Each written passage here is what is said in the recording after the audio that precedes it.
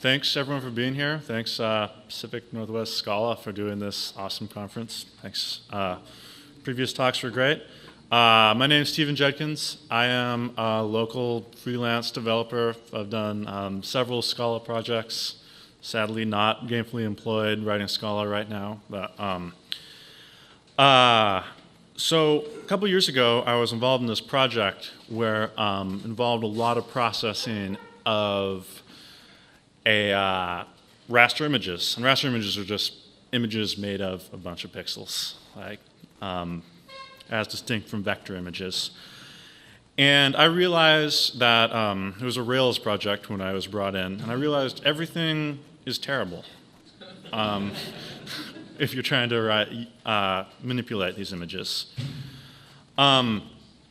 I found all available image libraries were difficult to use in some way or another, and feature like these APIs where there's like a bunch of things going on, like the Java buffered image. There's check out a tile. I don't even know what that means. There's color. There's all these writable raster, readable raster. There's a lot of stuff going on here, and I understand the motivation in some way because it's powerful, and you can go and your GPU actually can do some stuff on the images with the buffered image API. But it's also terrible, and most of the time it doesn't work. So, mutable data structures. Pretty much every image library I saw is no emphasis at all on immutability, and I know I'm preaching to the choir here. Probably a lot of people here understand the importance of mutability, referential transparency. And a lot of them require any sort of filter or operation on an image. They require really concrete representations. Like a lot of them are C libraries, and the idea is you want to perform an operation, you pass this giant buffer of however many million pixels you're showing, and then specific byte format for each pixel, and then it does operation based on that. And if multiple filters want things in different formats, that means you're doing a big copy every time and using, it's kind of a pain. And the question when I'm faced with something like this, like, oh, everything's hard, what is the essence of the problem? What actually is an image? And I thought about it, and they're simple. A raster image is incredibly simple. So let's give them a simple representation in Scala. And this is basically what I came up with. A pixel of type A, width, height, apply. Mostly call this guy pure image for lack of a better name.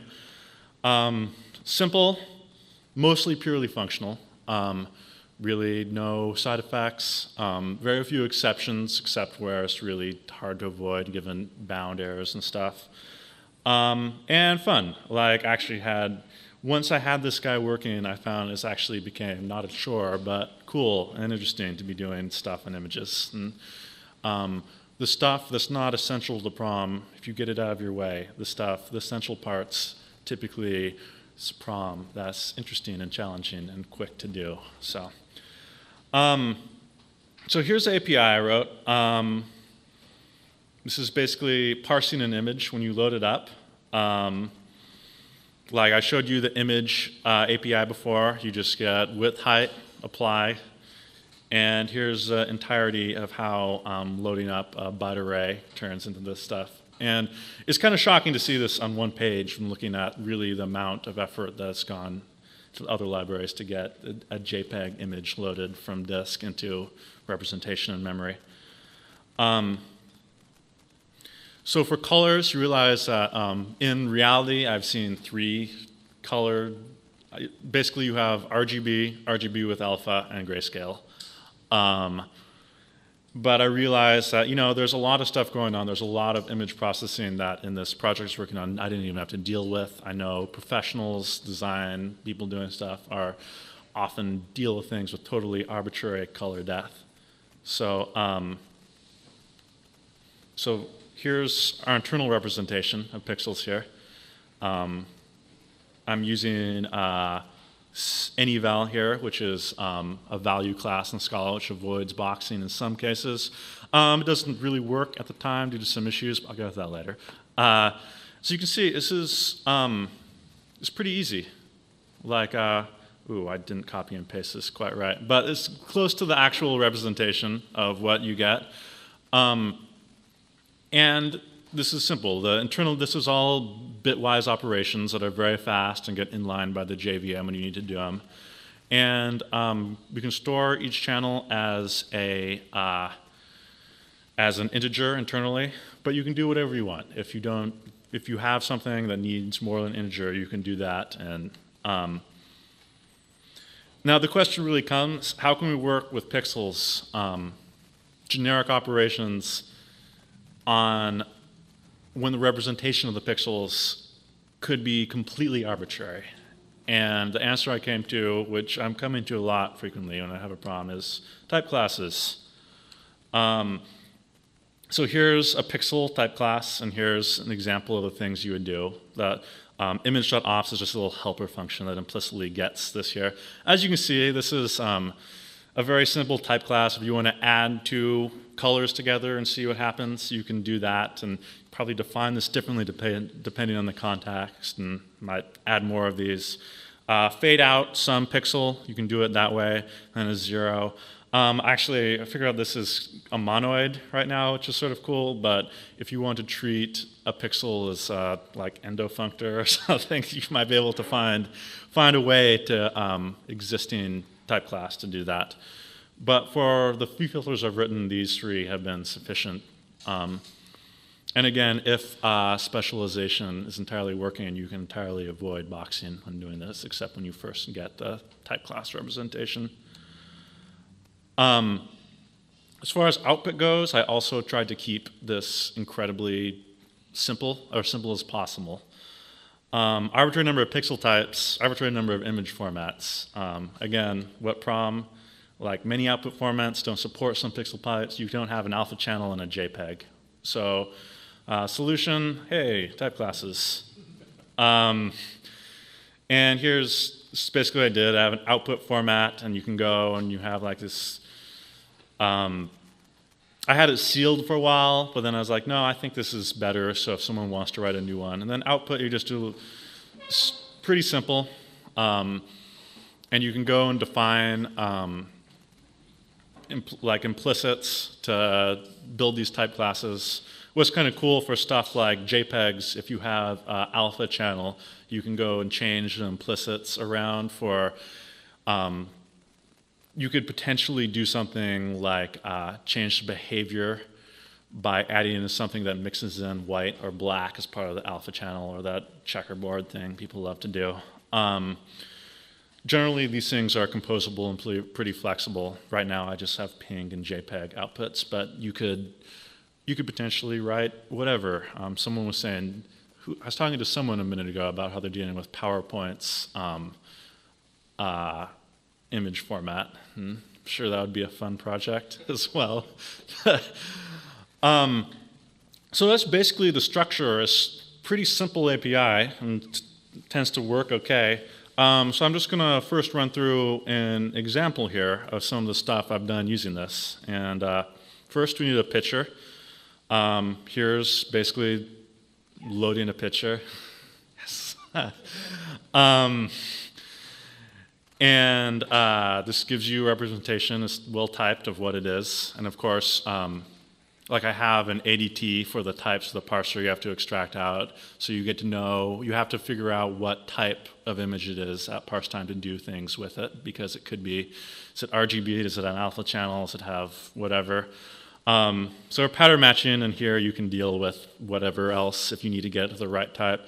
And in the production code in this other variant I was using, what I did here is if it was at another ADT that said it was either grayscale or RGB, and if it had an alpha channel at that point, I would go and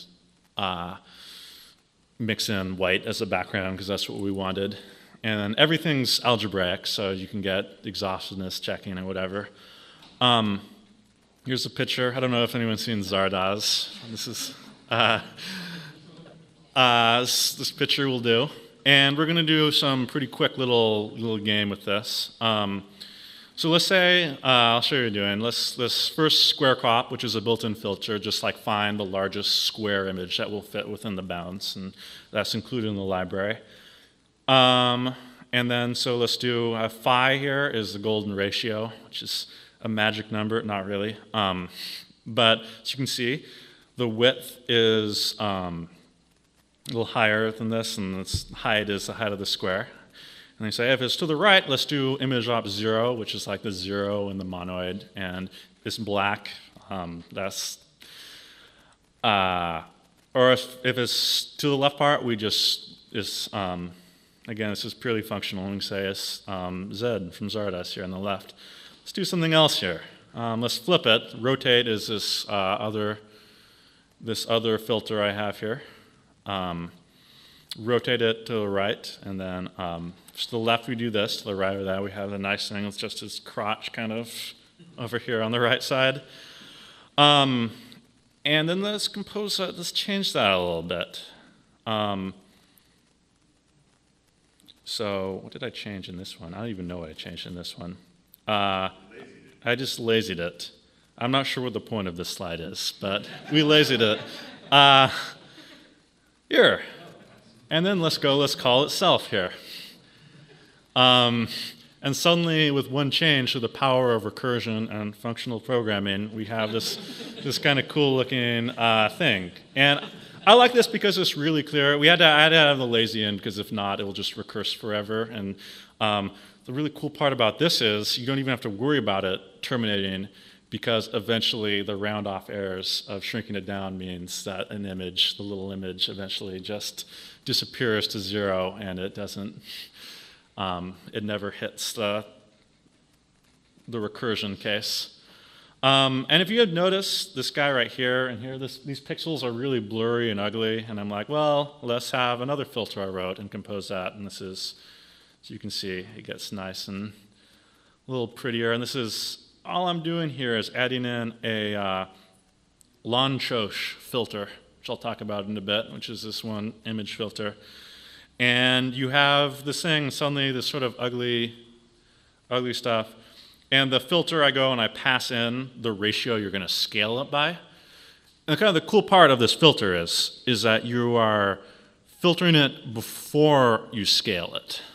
And that's an important property, because doing some sort of anti-aliasing on an after-scale thing, you're losing a bunch of details. As you can see, we're just doing nearest neighbor here, and it's like all blocking is randomly picking this. We want to filter it beforehand, so blurs everything up, and then when you shrink it down, even though filtering Lancho's filter on an image without shrinking it, you can't tell a difference, you filter it and then you shrink it, and suddenly it looks much better.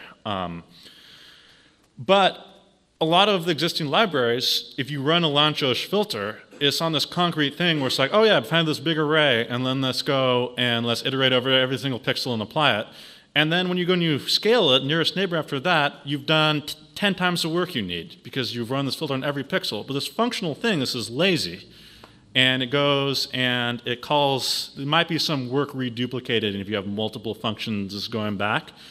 The cool part is you can write this, and it's much faster, and it's meaningful, and is referentially equivalent whether it's a bigger or smaller scale. So it's kind of a win. When I wrote it this way, I'm like, wow, that just worked. And it did, and everything was good.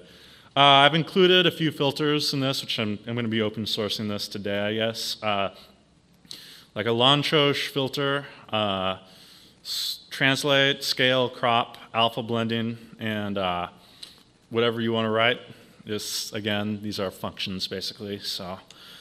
Lancho's filtering, I'll explain it a little bit. I'm not exactly certain how it works, but basically you get this sort of mathematical waveform, and then you go, and in a given pixel, you go and you normalize this waveform to the space from 0 integrates to 1, and then you go and you find all the pixels that are discretely around this, and you can see these pixel numbers at the bottom.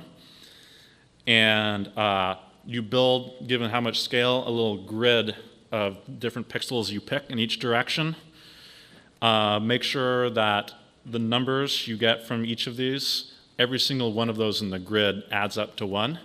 And then the new result at a given pixel is you get all the pixels from the grid, fade them within that operation I showed you in the pixel type class by that number, and then sum them all up. And it ends up working out that it's pretty. I think there's sort of some pseudoscience behind this, because ultimately it's like people are talking about, but it's the human eyes and how it works, and this happens to be the thing that my boss at the time, who does video production, said was the best, and it was.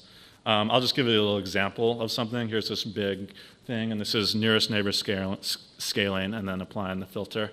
You can just see what a great...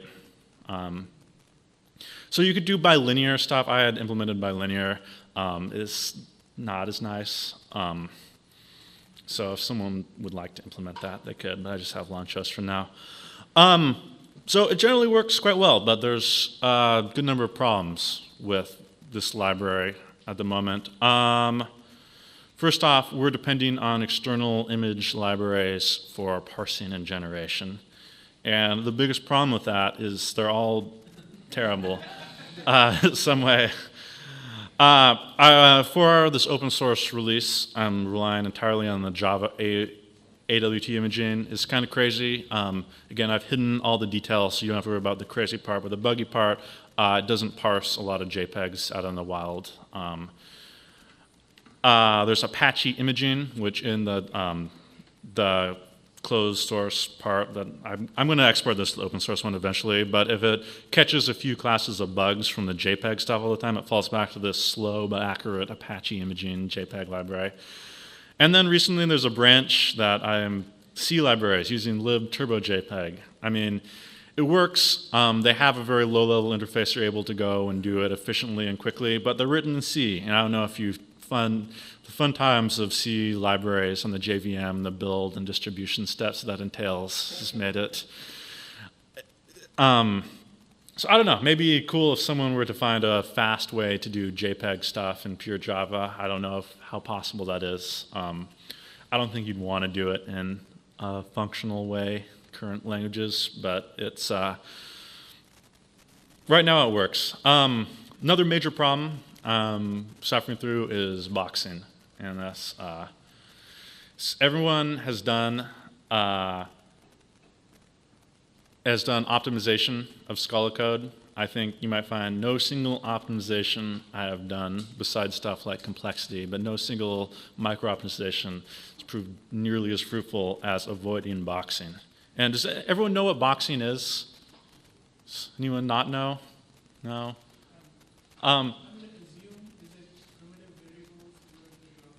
Yeah, so if you're dealing with generics and stuff, like you need to get a primitive variable and you need to wrap it inside this object wrapper in order to pass it around through things that only work with objects. And it's frustrating because to use powers of modularity and reusable source in Scala, you frequently end up using a lot of these abstractions that are generic. Yet the problem is if you don't do it right and they're not specialized at certain points and at points before you can control how they're used, you cannot use primitives with them. And so basically, image processing involves very many small calculations. Now, allocation, the stuff involved with dealing with objects, allocation, heap pointers, general GC are pretty cheap things, but they're more expensive than doing a bunch of bitwise operations on the stack. So you end up, you have something that's fast, boxing gets involved, and quickly you have a program that does 90% of this time moving heap pointers around, 10% of its time doing the actual work. And it's frustrating at the moment. So cooling on Scala, generics work well. I think it's powerful, and we've shown that these are a great way to reuse code.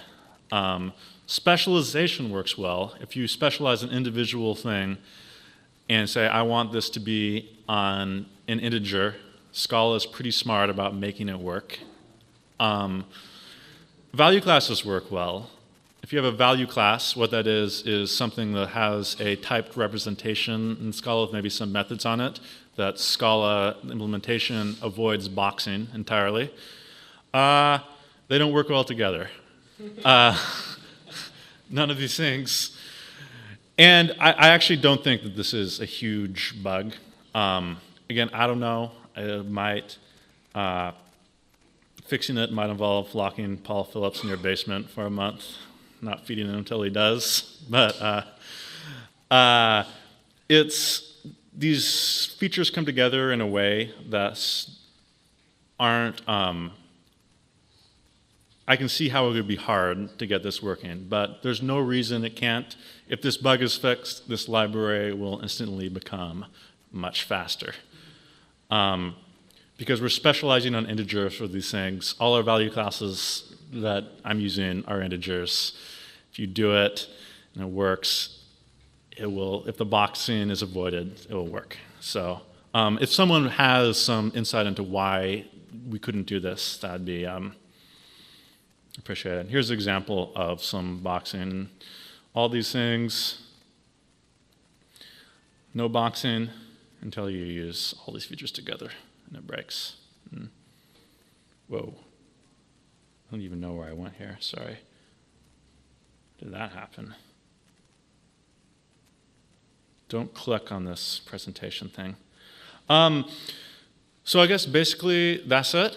I'm hoping to get this thing released in the next couple days. I don't know like what license, if anyone has specific open source license I'd recommend, yell it now. Which one? MIT? I like MIT. Okay, I'll do MIT. Sounds great. Something like that.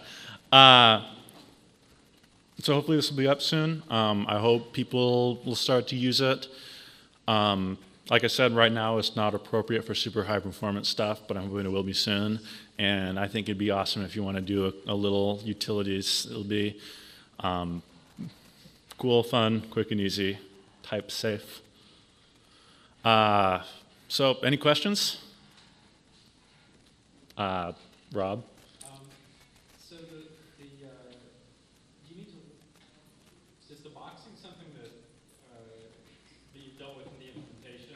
Is it something you need, if I want to get this and play with it and write my own little filters and things, do I need to worry about boxing? Or is that under the covers? If you write a filter, so what I think, again, it's not clear how this would work, but right now you go, and you write a filter, you need to tell it that it's specialized, I think. The base class says it's specialized on this too. I think in the subclasses you'd also have to do that.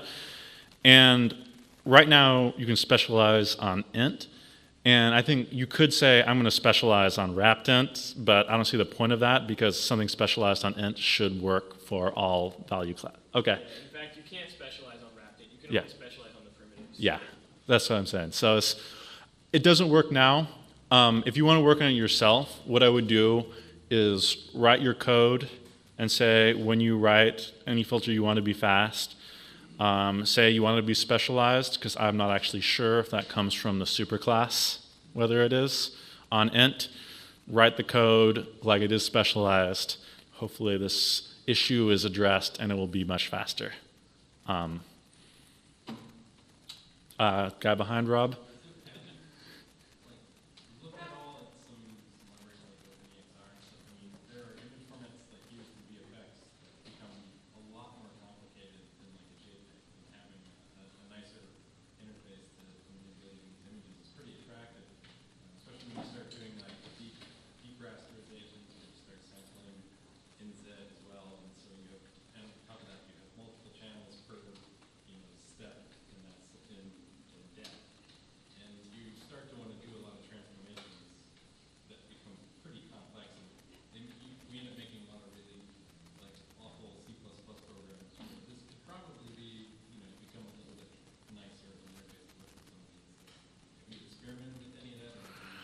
No, this was entirely, I've just done, we supported GIF, JPEG, TIFF, bitmap and stuff.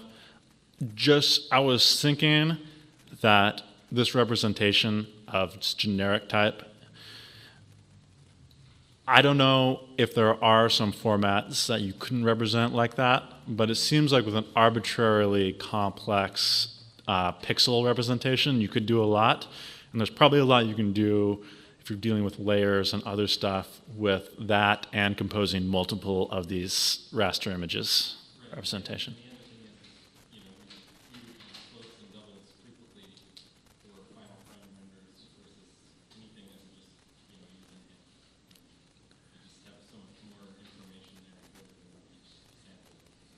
Yeah, there's no reason you couldn't use a float.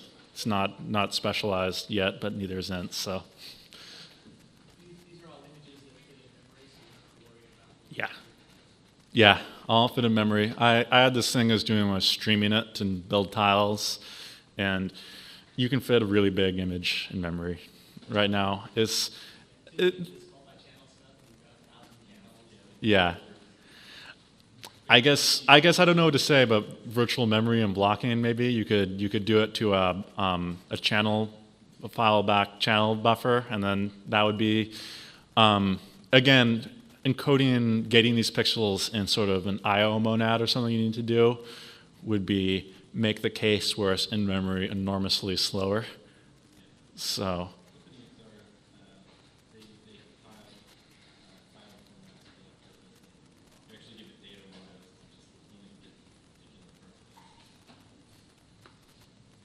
So for your value classes, it seemed like the big benefits you were getting out of them was that you had that little like nice syntax for getting the red, green, blue, and alpha parts of each pixel.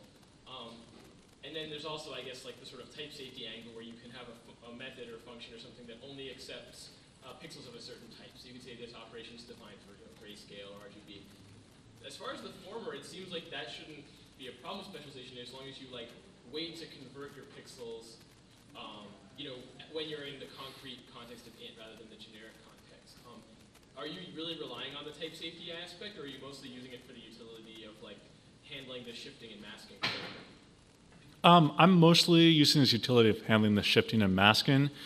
In the internal thing, again, it's ints until it comes out because you're dealing with crappy Java things anyway, so I'm hoping to deal with that.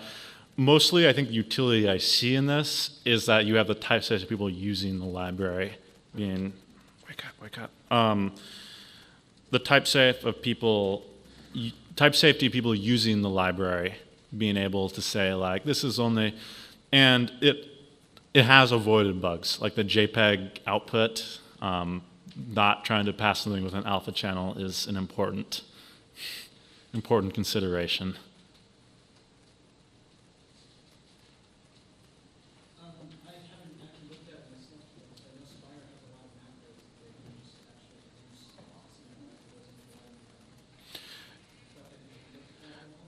I've looked at it. I'm really interested in it. I have not yet fully evaluated, and I'm sure that, like all generic programming with trying to do with primitives, there's a lot of different things you can do. But I do know that the one Scala issue, if that were fixed, would fix most of the problems that exist now with boxing in this library.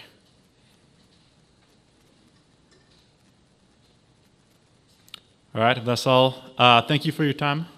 I appreciate it.